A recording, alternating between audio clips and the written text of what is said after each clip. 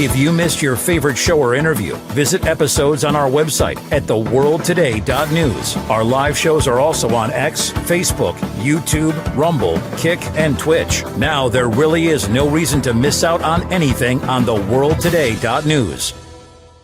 For The World Today, this is James O'Neill.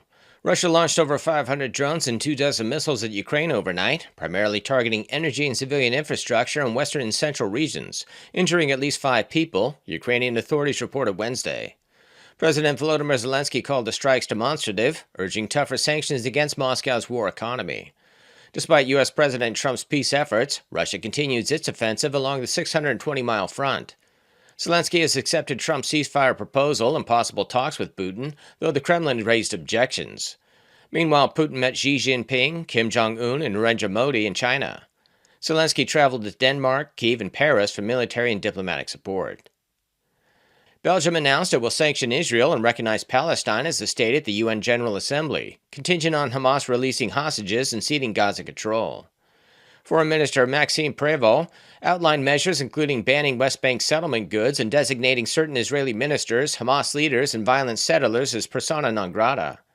The move aligns Brussels with Britain's Labour government in countries like France, Spain, and Norway.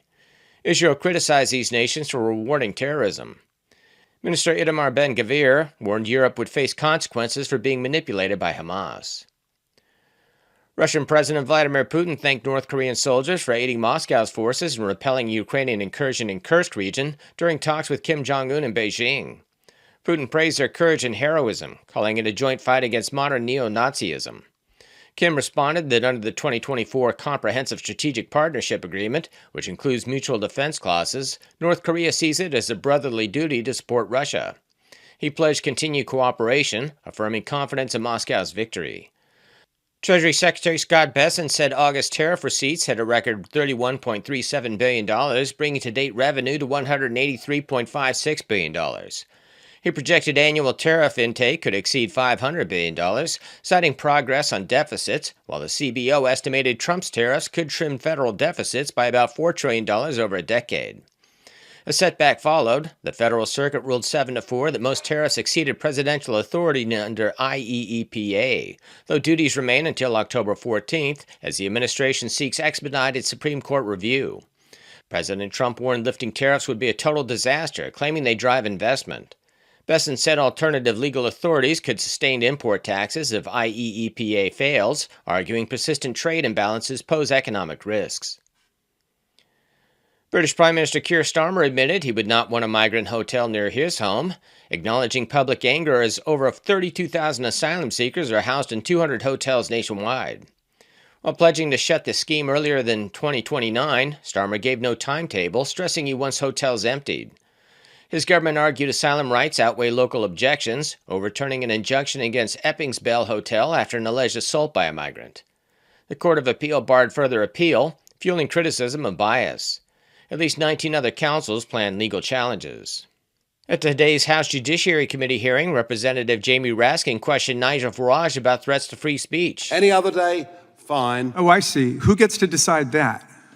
What I think actually is something that is embedded in the country, something that is absolutely fundamental to vote. That's why we have a written constitution. You might take that idea back to the UK with you. Well, because the freedom of speech applies 365 days a year here under the First Amendment, not 364 or 363, depending on some politicians heckling the government and telling them to shut down free speech. We have allowed mass pro-Gaza demonstrations in London, weekend after weekend. No thanks to you. Weekend. All right, let me change. This was let me try another one. particularly sensitive day. That's all. This has been James O'Neill for The World Today.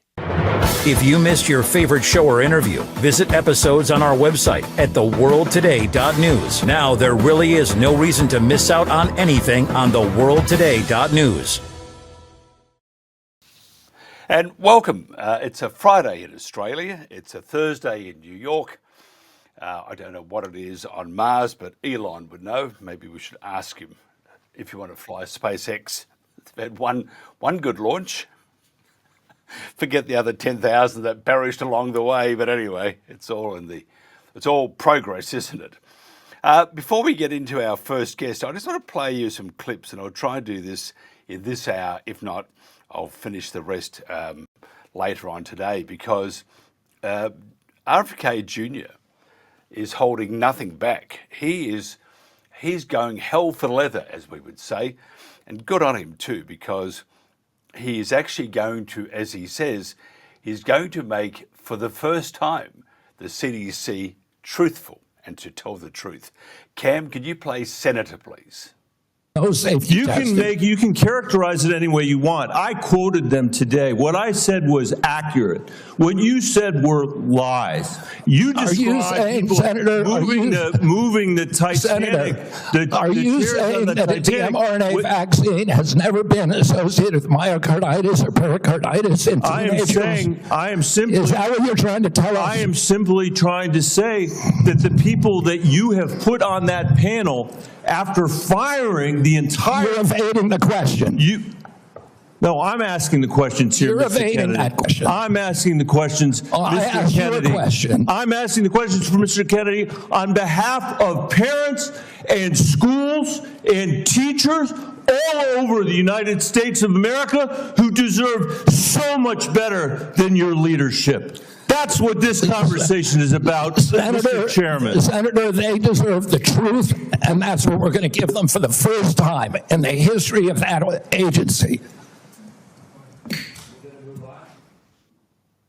Whoa, good on him too. Now, when a senator can't answer a simple yes or no about myocarditis in teens, that tells you everything about who's really being protected here. So it's just incredible. If the data is so safe, why can't they just say it straight? Also, I have to say he's in good form with the senators. I'll just play this one before we get into our guest. He eviscerated Senator Ron Wyden. Have a look at this. Can play chronic. Enacting an agenda that I think is fundamentally cruel and defies common sense. Thank you, Mr. Chairman. Do I get a reply? Or, Senator, you've sat in that chair for how long? 20, 25 years, while the chronic disease in our children went up to 76%. And you said nothing. You never asked the question why it's happening. Why is this happening? Today, for the first time in 20 years, we learned that infant mortality has increased in our country. It's not because I came in here. It's because of what happened during the Biden administration that we're going to end. I'm going to let Senator Wyden respond briefly to that, and then we're not going to go over like we just did. This committee on a bipartisan basis. Well, there you are. That's he's just doing an amazing job. We'll play more clips with RFK Jr. in fine form, as we would say.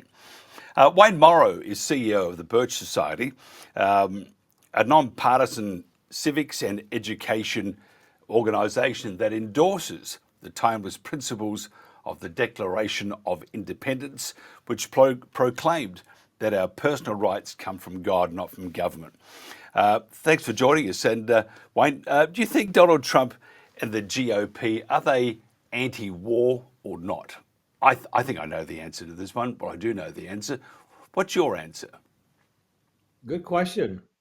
I don't know. It sounds like they are, but military industrial complex has to march on, so they have to feed their friends. So the answer is I don't think so. It sounds good, but I think at the end of the day, no. Yeah, I don't think they are. It's one thing proclaiming peace. It's another thing to achieving that peace, bombing the heck out of the population and supporting other countries doing the same. Yeah. Now, and I know it's a lot more complex than that, but if you get down to the nitty gritty of things, the might of America, and we understand the might of America, but other countries also have that might, and you don't need to overstep sometimes your areas of governance. And I think if you look at Iran, Iran's a good case here, because sure, they bombed some facilities, or we're told they bombed some facilities, and the threat of more bombs coming if you don't do as we tell you to do, show some respect, as he would say, or our big beautiful bombs will bomb your big beautiful country. You can't threaten people, because if you do that, if you're smart, you'll say yes sir, 3 bags full, Right. and then you'll do something a bit later. So I think peace should be more about respect and diplomacy. And I've said it many times. I think Donald Trump and the GOP, but Donald Trump in particular here, is being advised by some very odd people, and I think he's floundering a bit on the international stage. That's right. Well, our Constitution is pretty clear. It says do not get involved in foreign entanglements. That was in our founding fathers said that for obvious reasons. It's a no-win kind of situation. Mind your own business. That's basically what they're telling you. If it doesn't affect the United States, I don't talk about isolationism, but that's always been the case. And of course, there's always a backstory, right, Mike? And how does somebody benefit financially from it, or power grab, or we want to change a ruler? And Birch Society has been very clear about that. We call it, a plan, a conspiratorial plan to destroy nations and form world government. And unfortunately, there's some bad characters around the world who want to do that. That's really the ultimate goal. But a lot of innocent people get killed for other people's agendas, and that's unfortunate. But we're not pro for that at all. It's don't get involved in foreign entanglements. We're warned against that for that reason alone. When I lived in the US, I worked in media there, the consensus was, one, the Americans are, and they were then, very good people, but they were getting a bit tired of being the police of the world, because if you look at most police forces, sure, they do a great job, but sometimes the community doesn't like the police force. It's just human nature. But the first people they call on are the police. And the same thing with the US. You are, because in the Western world, is the biggest by far. But I think the day and age of being the police force of the world, I think that's gone. I think it went a long time ago. And I think Donald Trump is still trying to bring that back. But he's being egged on a lot by the industrial military complex and Correct. deep state. If he wanted to move away, and I think the people who are advising him are tied up, they have all sorts of nefarious agenda here. If you look at Lindsey Graham and those, I mean, they're just Pompeo, ex-CIA. They're pro-war, and it's very good for business. If there's a war somewhere in the world, or if there's a couple of wars, it's even better. Shares just continue to rise. I think Donald Trump is in a spot of bother. What do you think he should do? Because if he goes against deep state and the advisors, or the advisors - deep state, then he's in trouble, because the next thing they'll do is oust him. Yeah, well, that's true. I think that's a tough place to be, and I think he's square in the center at this point. And you can't sit in the center of the lines all the time. There's all yellow lines. You can't do that. So that's a really good point. I think he's recognizing there's people around him, like we just said, are not for the American agenda. I mean, Americans don't want to be a policeman. We just want to maintain freedom and liberty throughout the world, and not under communism dictatorship. We don't want that. And we try to be a good example for that. But most Americans don't want any part of that. We've been to a lot of wars. A lot of people have died. World War I, World War II, Korea and Vietnam. I can go on and on and on.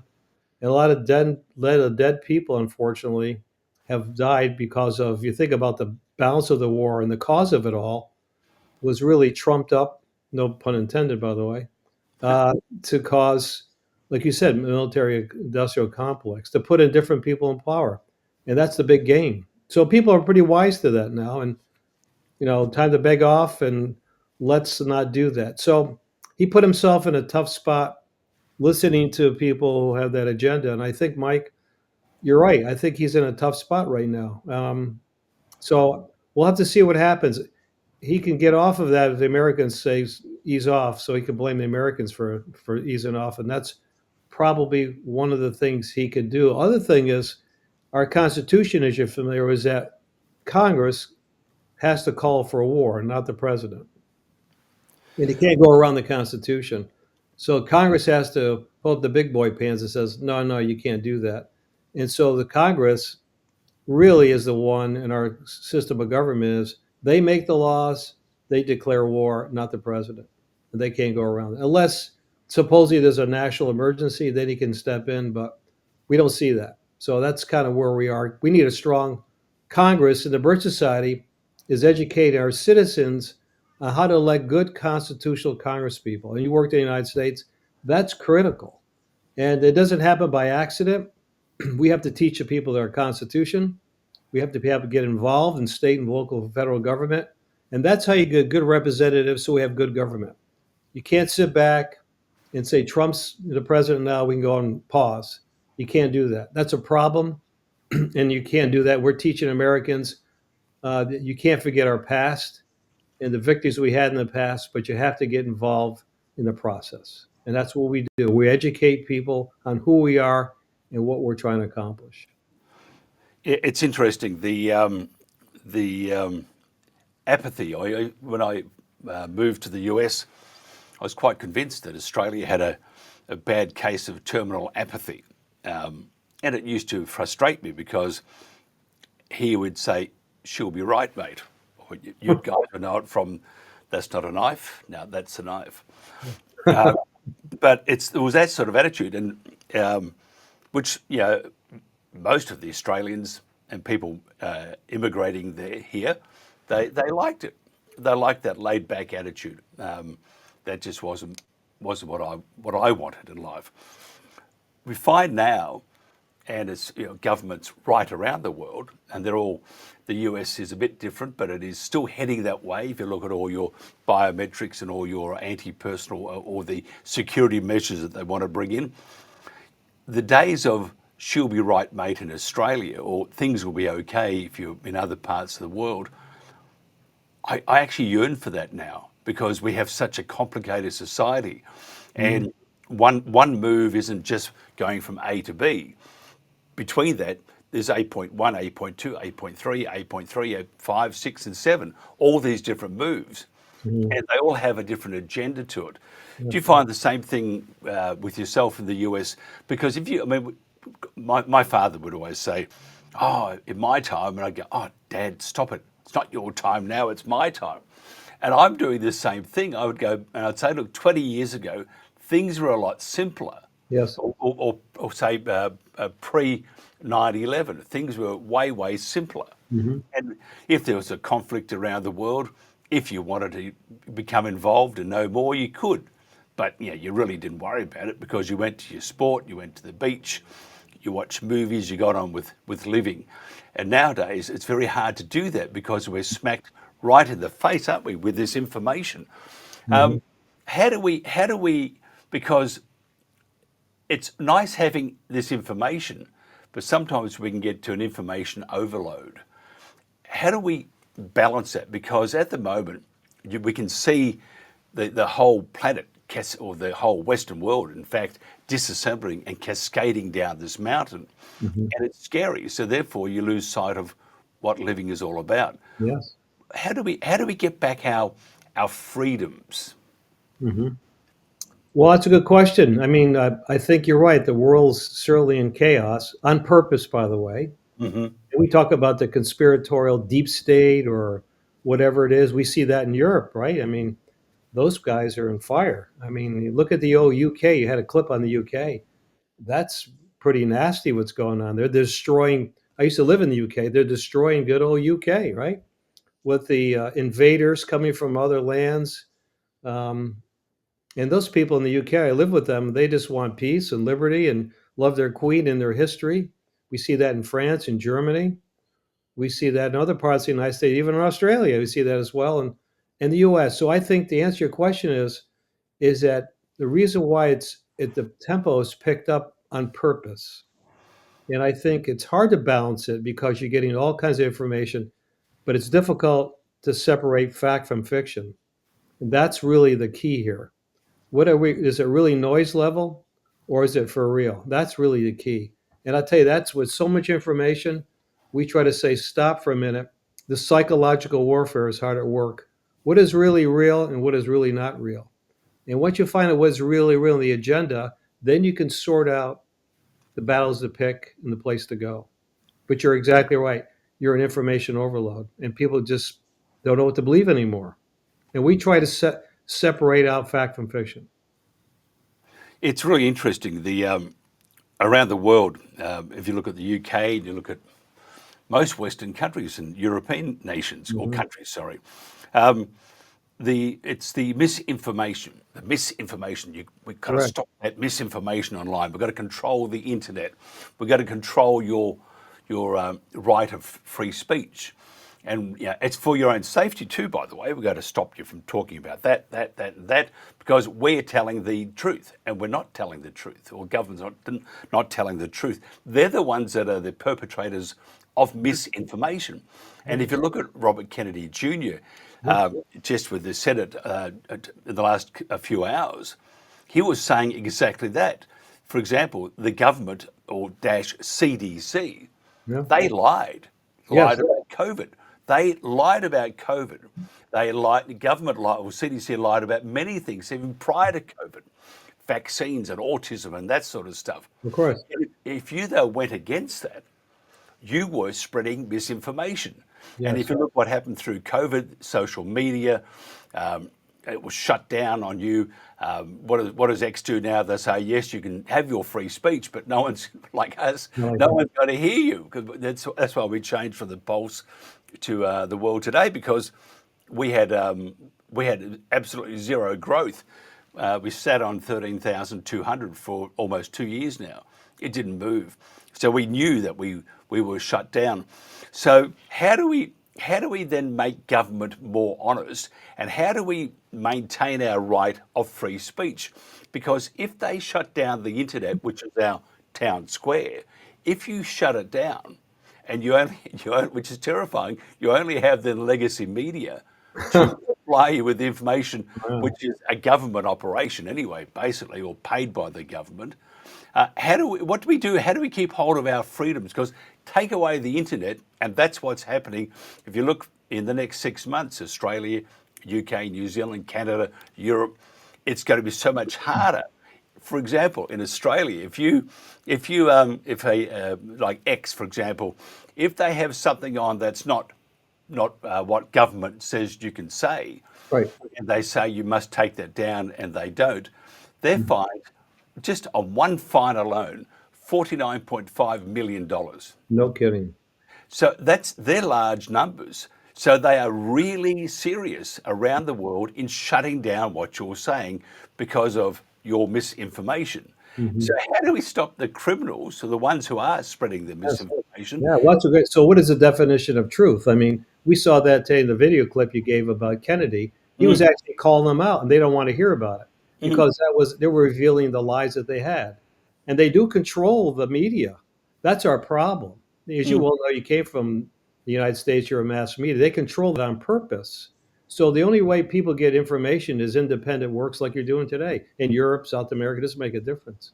And how do you protect that? Well, we still have free speech for now, but you're right, government doesn't want that to happen on purpose. So thank God for opportunities like yourself and other ways. So we spend a lot of time at the grassroots level educating people locally with written materials, lots of books and information like that. So if the internet goes down, they still know what the game's all about. But the information we're having today is critical.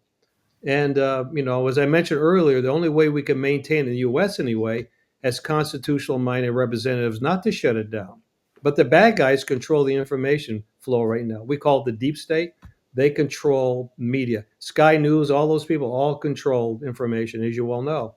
And so I was laughing, but sad at the same time, because Kennedy was actually calling these people out. And they don't want to hear the truth because they were embarrassed because they lied and they got caught.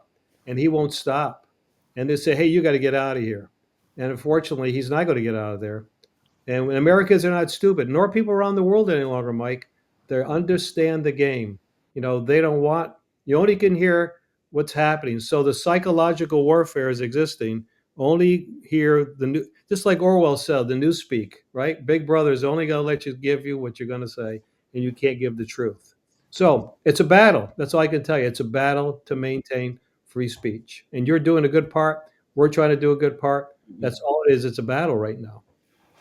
Just looking at, again, we go back to peace in the rest of the world, which, again, unfortunately, you are the police force to try and create that peace. You're involved, though, in foreign wars, Ukraine, Gaza, Lebanon, and Syria, supporting Israel with bombing and the mass murder of many, many people.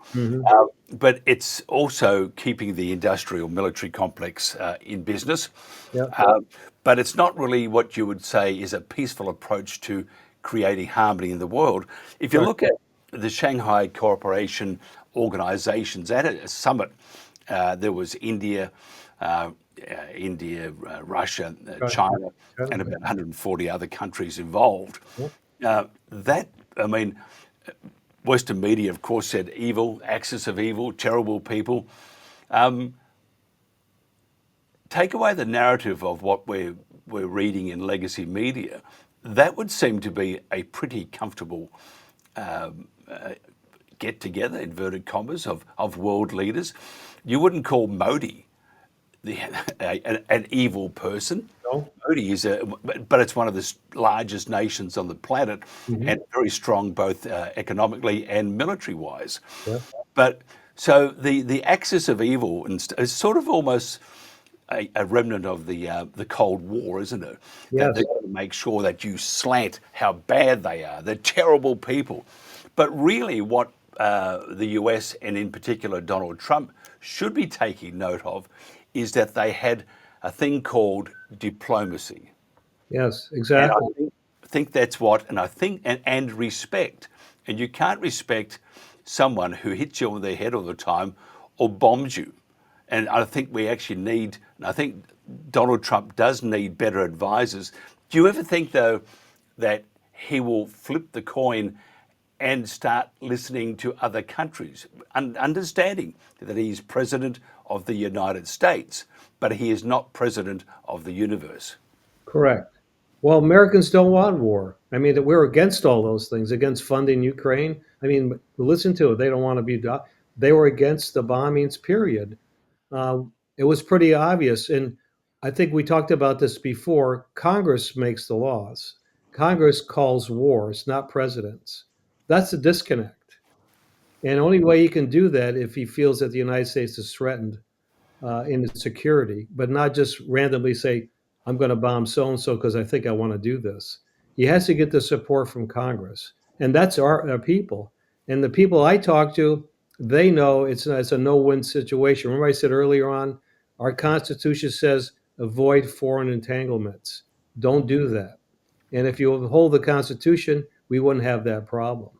And I think and you mentioned it before, he's surrounded by some war hawks, listening to them, and I think he's getting sucked into places where he probably doesn't want to get involved in. So the American sentiment is back here at home is that we don't want anything to do with that. That's not our deal, and we don't want to see innocent people killed, and we don't want to help that process. What about the influence of globalists? I mean, we have to, if we're talking about freedom, we've got to throw them in somewhere. Oh, of course. And we have big tech and corporate capitalism of Bill Gates and Larry Fink, who's now has his fingers in just about every pie, both here and off the planet. He's probably in Pluto and all sorts of places. But Larry Fink and Gates and stuff with the WEF and the UN, they're moving us in a direction.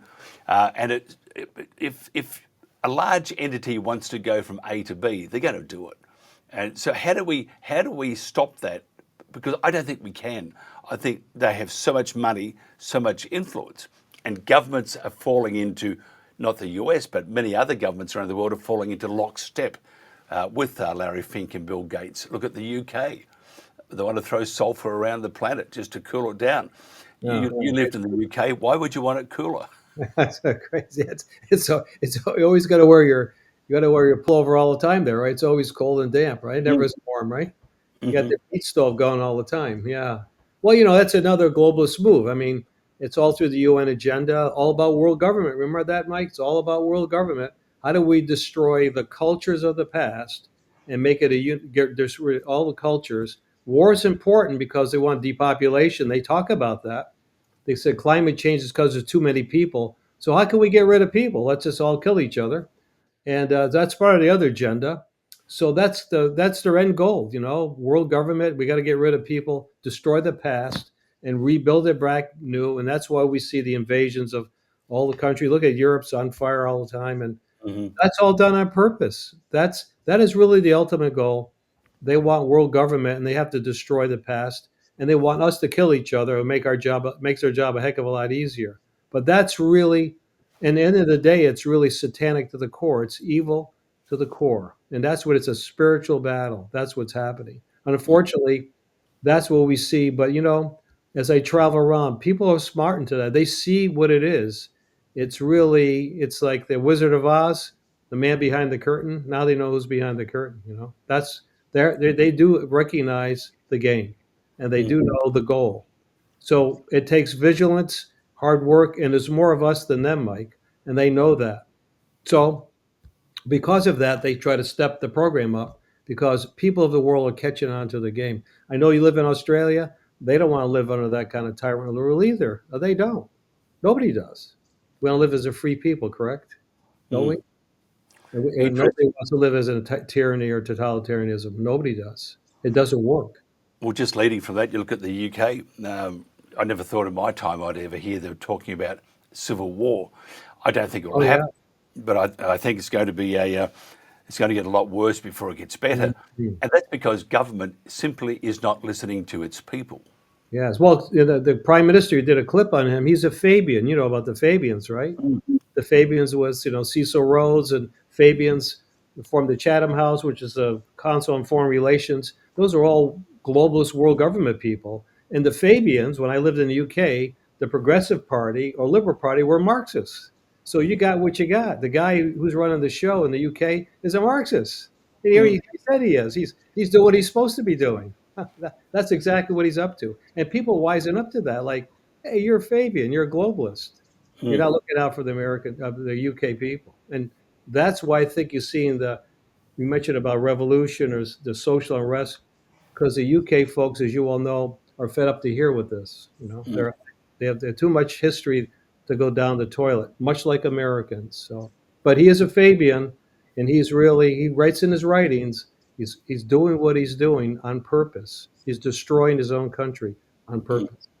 Isn't that very sad? But that's what's going on. It's happening in other countries too. Of course. John Birch Society. Tell us about the John Birch Society and how you can counter some of these influences and help us win back our freedom. Absolutely. Thank you. Well, jbs.org, www.jbs.org is our parent website. We have lots of educational materials. We have a magazine called The New American. It's a monthly. The first one is called Globalism, the Power Grab. We've been talking about this. And if you send me your email address, I'll send you a digital copy, Mike, so you can read it. We actually had that magazine. We're actually launching that magazine in Europe. It'll be in French and in German, as well as, of course, English.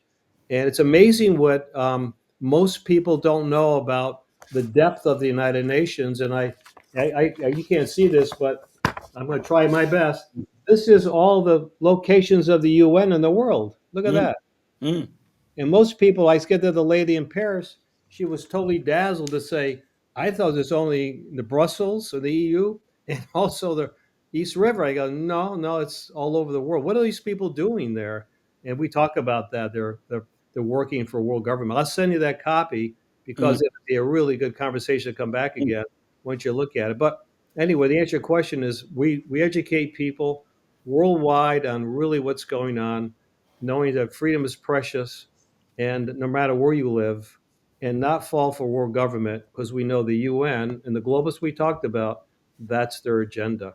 That's what we do. We educate people to stand up and defend their rights and their freedoms. It's doable. It's doable, brother. It's doable. But you have to take the initiative. You can't be melees and sit back and let somebody else do it. You have to take personal responsibility.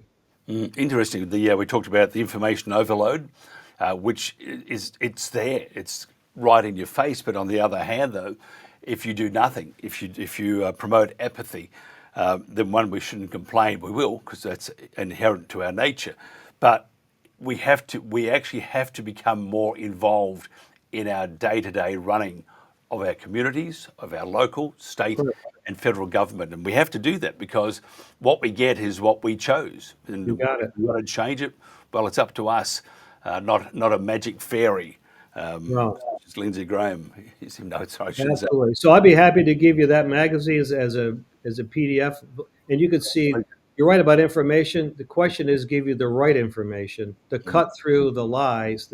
Here's the truth, and that's what we do. Let's tell you what's behind the noise around you, because there's always an agenda, and we have to tell you what the agenda is, because it's all kabuki theater to take you off track. So that's why our magazines and our literature, since 1958, we've been proclaiming, be careful of world government.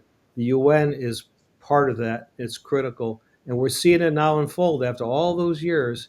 Now we're seeing it unfold. Now people saying, hey, you're real popular now. You guys were telling the truth all along. Oh, yep, we've been telling the truth all along. And now here we are. But you could still stop it. We still have freedom. And I said, I'll send you that copy of that magazine, because I think it's important for you to read that. I'd love to come back on again and say, look at the UN side. That map will blow your mind, how many offices they have all over the world. And what do you think they're doing in those offices? They're busy conjuring up world government. That's what they're doing in all those offices. We need to do this on a very regular basis because there is so much to talk about. Oh, yeah. To think that we can do it in 30 minutes is just not possible. So the invitation is there. Jen will get hold of you. Be careful what you wish for, because That's okay. I'd love to come back. That's why I want to send you the magazine, because there's a lot there to dive into, and I answer a lot of questions you ask, which are good ones. And that information will be important to give you a really different perspective on what we're talking about. It's all planned, but the depth of it is really important. So it's defeatable. It's all by education and awareness. And most people just need to know what it is, and all of a sudden things change. It's all deception. Our job is to tell the truth. Wayne Morrow, CEO of the John Birch Society, thank you very much for your time. We'll see you probably same time next week. This is The World Today. We're today's news talk, The World Today. Before we get into our next guest, Tony Nikolic, who's probably at a bar at the moment. I can hear the clinking of glasses in the background and some mariachi music being played by some of the people at the places he hangs around with in East LA. But come back to Tony 1 second. He'll issue me with a lawsuit, slander, all that sort of stuff. We're talking about COVID, part of the conversation we had with Wayne Morrow. Robert Kennedy Jr., truly he is in magnificent form. And I'll ask Tony about this in a second too. He was questioned by Ron Johnson. Let's just play this. I think this is Ron Johnson. Cam, can you play Politicized, please? Do you believe COVID-19 was politicized? Yeah, the whole process was politicized. Senator, I mean, we were lied to about everything. We were lied to about natural immunity. We were lied to about, we were told again and again the vaccines would prevent transmission, they prevent infection. It wasn't true. They knew it from the start it wasn't true, because that's what the animal studies and the clinical trials showed. We were told that there was science behind cloth masks. The CDC allowed the teachers union to write the order closing our schools, which hurt working people all over the country, and then pretend it was science-based. All of these issues, and then I can show you, like, for example, Chairman Wyden was talking about me politicizing ACIP, but during COVID, probably the most famous scientist on ACIP was Martin Kulldorff from Harvard, the great world-renowned epidemiologist and vaccinologist. And he criticized the COVID booster mandates. They ejected him from COVID because he wasn't in the orthodoxy. The two biggest health officials at FDA during COVID, Dr. Gruber and Dr. Krause, criticized the Biden mandates, vaccine mandates. President Biden said in August, I would never take that vaccine, the Trump vaccine. And he came in, he mandated it, and then he fired the 2 top health officials at FDA who said, hey, this thing has not been properly tested. So the whole process was politicized, and even today. So I'm 15. So there you are. It was politicized. They were also lying. And if say, for example, in the US, if we hadn't had had a change of the administration, they'd still be lying. Camp play lying. We were lied to about everything. We were lied to about natural immunity. We were lied to about, we were told again and again the vaccines would prevent transmission, they'd prevent infection. It wasn't true. They knew it from the start it wasn't true because that's what the animal studies and the clinical trials showed. We were told that there was science behind cloth masks. The CDC allowed the teachers union to write the order closing our schools, which hurt working people all over the country, and then pretend it was science. So there you are. There's Robert Kennedy Jr. Tony Nikolic is on a cocktail experience of... No, he's not. Sorry, that's my wrong copy. Tony Nikolic is in Los Angeles right now. Tony Nikolic, lawyer, criminologist, and advocate for human rights. What Kennedy was saying there is exactly the same as what happened here. The difference is they have a new administration, whereas at the moment we've still got the same corrupt officials there, from government right down to the bureaucrats. How do we change it? Well, it's really, we're going back to what we've been saying now for the last 5 years, isn't it, really, Mike? I recall early on in the piece that you and I had some discussions on air, and it wasn't just there, but through our cases. It's almost carbon copy of what RFK is saying is what we were doing down there in Australia. However, one of the issues that's relevant to exactly to what you're saying here, and I've been writing about it recently and in social media, is Australia's political system. It lost that bicameral approach. So, where you have the two houses sort of opposing one another. And what we ended up getting here was both houses were just agreeing with each other. And remember, one other thing is during the lockdowns, they were all away. So we didn't really get that debate that we should have had. Now, what RFK is doing is essentially bringing normalcy, okay, to the abnormal. And what's happened over the last 5 years has been this transition from abnormal to try and normalize it. Now, that's not what it should be. So integrity in science, we're also looking at transparency, scientific transparency, okay? We want to and we need to abolish conflicts of interest and also scientific misconduct that has been so prevalent over this. Now, as you know, I've been fighting for this for quite some time, and we're starting to see it open up in the USA. But in Australia, it's very different because they're all towing that unicameral line. Yeah, I totally agree. It's easy, but just because you're there in LA, is he making much headlines there or RFK? Because the things that Robert Kennedy Jr. is talking about here should be front page everywhere. What's the reaction? I mean, even from legacy media and Fox. Yeah, well, it all depends on which media station you're getting it from. I do believe he is making an impact, and I think the US, we're starting to see a transition. I'm certainly seeing it here in Los Angeles, which a lot of people call a blue state. However, I do believe it's turning red. In addition, I was in Texas last week and in Nevada a couple of days after that. So we are seeing this transition where people are starting to understand that, yes, it is something that we believe we were misled. And yes, we believe that anything to do with mandates and lockdowns were wrong because it didn't stop transmission, didn't confer immunity, it didn't stop the hospitalizations and deaths. So essentially, what we're looking at here is, and what we've been saying for 5 years, is we've been lied to.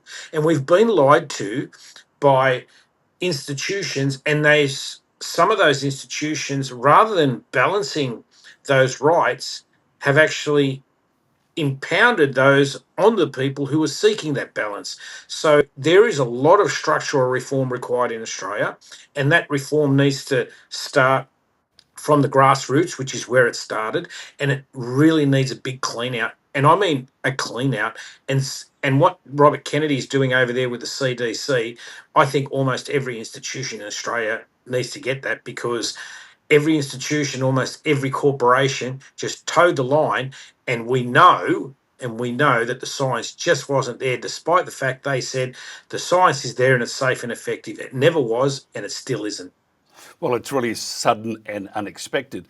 In Australia, because you've been flitting around all the places there, so you may not have seen it, that one, they're trying to, the freedom of information, they're going to curtail that because AI, it's just sending out requests left, right and centre to the e-safety commissioner.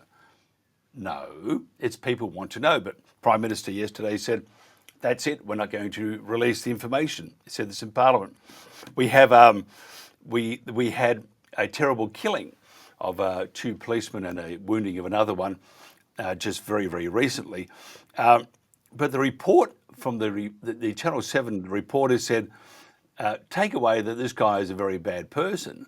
The reporter said he's one of those anti-vaxxers and anti-lockdown people.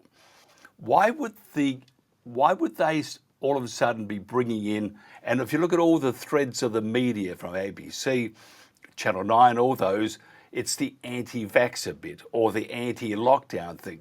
Why would they, you're a lawyer, why would they do this and start bringing it back again as it was pre-COVID, unless there is something in the works? Well, it's all about forming a narrative, right? And on the first point, the freedom of information, well, I have been on the front lines of this freedom of information fight for some time now, and I recall there was a petition. I think it was the second largest or close to the largest, 102,614 signatures saying we want the contracts.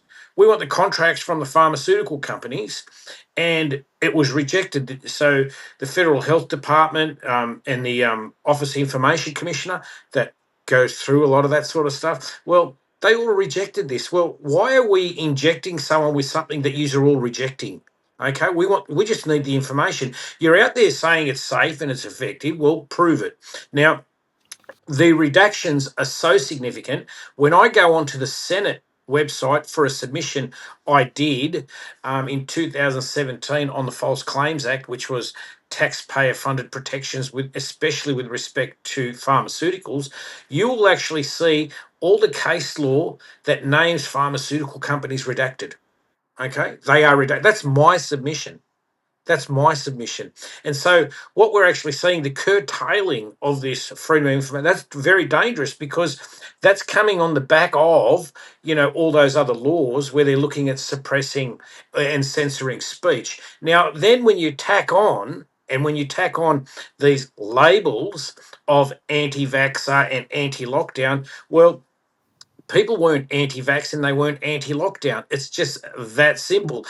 They were fighting for their rights, okay? Now, deprivation of liberty, okay, is a form of a right. Now, that's not anti-lockdown. You're actually fighting for a right, okay? And that is your civil and your human right to do so. Now, some may argue, there was a health concern, but we know there wasn't a health concern. It was just that these are the people who are away. Now, the only way you can demonise those people is by attaching a label to them, and in sociological terms, us and them. Okay, us and them, anti-vaxxer, vaxxer. So we need to look at this in the context of what the media is creating a narrative, and that narrative, they're attaching a police shooter to lockdowns. Again, another tag. We're going off into the realm of anti-vaxxer. So it's this mixing of the minds. Now, I think Australians are somewhat very much more intelligent, especially through the COVID era, is because we've seen media manipulation attempting to inculcate the us and them mentality across Australia. And this is where we were getting, dob your neighbour in and don't let your son or daughter come home for dinner. So this is that us and them mentality. But I think Australians are really, and not just Australians, here, even here in the USA, I'm seeing, hey, you know what, screw you, don't mess with my rights. And in a sense, they're saying God gave me my rights. The state didn't give them to me, so I don't want them from the state, because if the state gives me my rights, they can also take them away. God gave them to me, and that's where it's going to end. Interesting. I've actually got 1,000 things we could talk about, but we can't because happy hour's about to start for you. It's at Baja Cantina, most likely. I just want to play you this clip, and I'll mention the Doherty Institute and their attitude to the removal of the old terrible people from the CDC in the US. I'll play you this clip. Cam, can you play link, please? You want to just talk about what you've witnessed in terms of the capture of the agencies that you're now in charge of, the corruption of science, which I believe you just said, that is almost your number one goal, right, is try to bring integrity and credibility back to science, which has been corrupted by the people who pay for it, by federal health agencies being captured by pharmaceutical industries, by big pharma, by big food. Just, I want to give you, I'm sorry, just the last minute to, first of all, defend yourself, but talk about the corruption of science that you're having to deal with and trying to correct. Yeah, I mean, I'll just tell you one example, and I could sit here and give you thousands. But in 2002, CDC did an internal study of Atlanta and Fulton County, Georgia children, and looked at children who got the MMR vaccine on time and compared those to kids who got them later. So in other words, kids who got them before 36 months and kids who got them afterward. The data from that study showed that black boys who got the vaccine on time had a 260% greater chance of getting an autism diagnosis than children who waited. The chief scientist on that, Dr. William Thompson, the senior vaccine safety scientist at CDC, was ordered to come into a room with 4 other co-authors by his boss, Frank DiStefano, who's the head of the immunization safety branch, and ordered to destroy that data. And then they published it without that fact. So you know that story, I know that story, and you know of hundreds of stories like that. It happens all the time. We are being lied to by these agencies, and we're going to change that right now. Yeah, interesting. But the head of the Doherty Institute, and the headline on news.com.au, which is Murdoch Media, basically, said head of vaccines in Australia or something like that to elevate the person. But this person said it was disgusting that they would remove the CDC staff and personnel and those making the decisions because the vaccines are safe. And they're not safe. And if you look at Robert Kennedy Jr., he's showing you how bad and how the correlation between autism and a particular vaccine, there is a link there. And he's just quoting figures.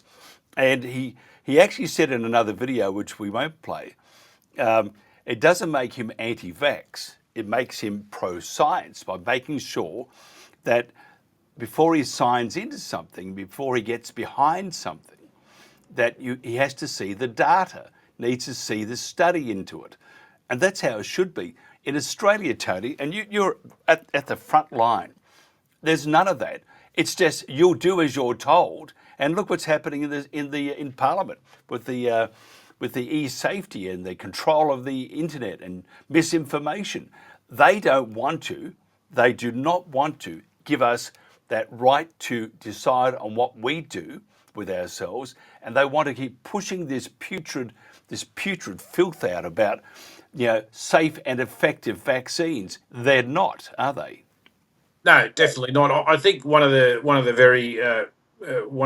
most important points here is the perception of choice. Okay, so and we've seen that through COVID. That and in particular, one of the major cases, which essentially said, well, no one's putting a gun to your head, but if I can't work and I can't feed my family, okay, and I was actually talking to someone here in California at dinner just 2 nights ago with a whole group of people, and I was talking to them about this decision that, the judge actually said, oh, well, no one's putting a gun, no one's forcing you to take it. You take it or you don't take it. And if you lose your job, then big deal. And the person turned around and said, well, if I lose my job, why not just put a gun to my head if I can't feed my family? That's just much quicker. Now, I'm not telling people to do that. This is literally the way things have occurred, is that they've tried to convince people that you have this choice. You don't have a choice, okay? Now, just imagine that we're out there and we're trying to save our family and do this, and they're saying, well, if you don't listen to us, well, you can't do something. But more importantly, I literally have an FOI, or Freedom of Information, from the Therapeutic Goods Administration with respect to children's vaccines. They said we didn't test them. We've got a PDF from the European Medicines Agency. Now, that's alarming, okay? That is alarming. That is something that should not be going on. It should be the Australian TGA that is conducting thorough tests, okay? Now, this is one of those ones where there's 6 or 7 shots in one. So when we say we're getting, my child went in for a vaccine, well, 2, 4, 6, 9 months, they're getting 6 or 7 shots into one. So there's almost 30 something shots right there into a child that's not even one yet. And some of those have, like Hep B. Why on earth does a child need a Hep B vaccine? This is it. Then you have the contaminants that are in there, such as thimerosal, okay? Thimerosal is the mercury type thing. Now, this is where that link between the autism and all these other childhood development issues are coming from. But we go back again to the normalization of the abnormal, okay? Now, why on earth would the Doherty Institute or any other legitimate, ethically based scientist argue against objective, transparent, replicated science? Why on earth is that now a taboo? That is something that is disgusting. And it sort of, if you go back 20, 30 years, people would have said, absolutely no chance this is science, because it's not science. If it's not replicatable, it is not science. Now, to ask someone, hey, I want a scientific study that proves this is safe and it proves that it's effective, and you argue against that, then there's something wrong with you, not me. And I support RFK all the way, because all he's saying, hey, if it works, it works. But we need it to be studied, and we need it to be done with integrity. We have seen a lot of these scientific journals actually be peer reviewed by people with conflicts of interest. Now, these are the people he's removing, and you should remove these people, because you can't be judge of your own affairs. Okay? You cannot do that. It is just simply unethical, and it just cannot happen. And so when he's removing people, he's removing those people that have those types of conflicts. Now, when we look at safety and efficacy, the child and the person should be paramount, not a corporation who's trying to sell something. Now, if it works, we're all for it. Do it. Great. Yeah, the Jobst Landgraber, he's a German, very intelligent, very up-to-date German, I suppose, scientist. He is a scientist. And he also believes that, we're talking the other day about the COVID vaccines. They're not a vaccine. He says they are short-term gene therapy, and they should be banned immediately. Yet the other vaccines, they go through a process of 7 to 9 years if you look at protocols. But what RFK Jr. was saying is that the CDC and the government withheld information on the harms, and that's what Peter Navarro was saying about Donald Trump, that he is so angry that Operation Warp Speed, he was not showing the full story. Pfizer and the CDC hid the data on what they think, not data, what they thought, because there was no data, what they thought it might do to the population. And so all of a sudden, the whole thing is now unraveling. CDC, the big pharma, government, the whole lot of them, they were entirely corrupt. And there's no difference between, and it's easy to say, oh, corrupt government, bad government, but the Australian government, whether they are Conservative or whether they are on the left with the Labor Party or the Greens, who are part of some governments to make the numbers up, they are all corrupt. Doesn't matter which side of the coin you come from, they still push this narrative that was killing in Australia, killing Australians, and in the US it was killing Americans. So all this cover up of the data, we need to be transparent, but it won't be, because you just mentioned the trouble you had of going through the FOI, and now we have the same thing with the e-safety and other information, and the government said, oh, it's all AI, we're not going to do it. So we have bad government, and until we can change that government, I think that we are in deep trouble, and I don't think things will ever change. I think they're preparing for something. I don't know what they're preparing for, but all these things move towards that same narrative, as you would say, that they're going to do something to not just Australia, but to the global population. Well, there's something definitely occurring, because in Australia, we've seen that there were no challenges to either party. We don't have opposition parties anymore in Australia. It is just a fallacy. Look, there's maybe one or two that are, steaming in there. Look, I certainly think that there are some, whether people agree with it or not is another thing. I certainly know that One Nation has been in there really grappling. There are some senators, they've been really grappling, from the Nationals and other areas. They have been, but we are lackluster in the sense of a credible, and I say credible, opposition. And until that happens, these totalitarian type, and I call them totalitarian type laws, they're going to keep coming through, because we don't have that bicameral approach. We've got that unicameral where someone's saying, hey, do this, and everyone's just ticking off on it. They give the stamp of approval and let's get it through. And that is not the way a true participatory democracy is meant to work. Now, on the side effects and the being misled and lied to, well, that is literally a lot of what we've been saying over the last 5 years, isn't it? It is a sense of half-truths, okay, half-truths mixed with blatant lies, and they are slowly coming out. And we always said, and if you look at my law firm's one of its slogans, it's hold the line. And we said hold the line for a reason, because we knew that the truth is going to come out, and the truth is coming out. And now we're starting to see people shake, rattle, and roll. We're starting to see people like, if you look at Professor Bhattacharya, great man of integrity, man of ethics.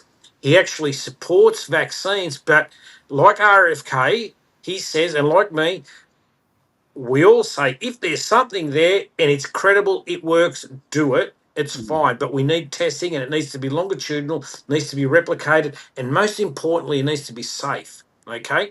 Now, take that away. Now, Professor Bhattacharya was an expert in a lot of our cases. He's now running the NIH. Now, a lot of us were censored, a lot of us were mocked, a lot of us were ridiculed, but it's all come full circle now, Mike.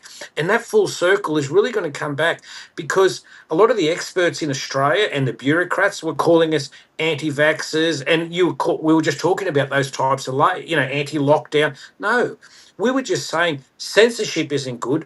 The censorship in science isn't good. We need integrity in science, because when you have integrity in science, you build trust in medicine. When you build trust in medicine and people have some sort of a grievance and they go to the court, and the court upholds because there's a true valid science behind it. When there's none and people lose faith in every institution of that country, and that's literally what we're seeing.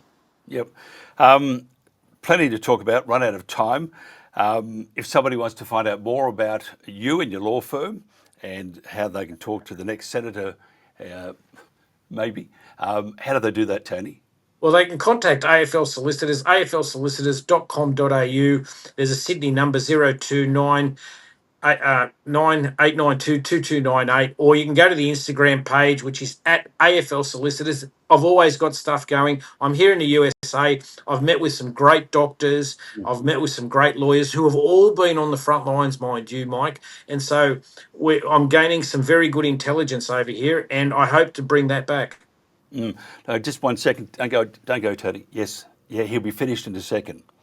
Okay, I'll let him know. That was just Baja Cantina in Venice Beach. They said that your stool in the corner on the bar has got 5 more minutes to go. Otherwise, yeah. Well, Well, mate, Mike, you hold me up. My maracas are sitting over here. I got to get them going, mate. I got to warm up the cha-chas, you know. Tony Nikolic, always a pleasure. We need to do this more often. Enjoy yourself in the City of Angels, magnificent city, now that it's getting back to normal. Tony Nikolic, thank you very much. This is The World Today.